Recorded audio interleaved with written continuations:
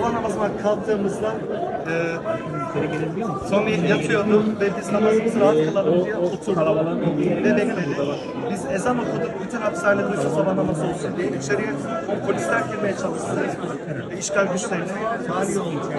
Sonra hapishane arabasında beraber yan yana giderken dedim ki sen hiç İslam hukukunu araştırdın mı? Dedi biraz okumuşluğum var dedi. Dedim Allah burayı çevresini mübarek kıldığımız belde olarak anlatıyor. Hiç Müslüman olmayı düşündün mü dedim. Ben dedi sıkı Katolik bir ailenin, Katolik bir ferdiyim.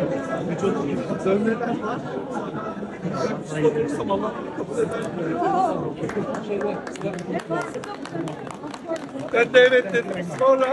Sonra Tommy hapishane arabasının içinde ben söyledim, benim söylediğimi tekrar etti ve Müslüman oldu. Elhamdülillah. Ve hepimiz arabadaki herkes ona sarılıp tebrik edince polisler bunu gördüler ve bunu alıp hücreye attılar.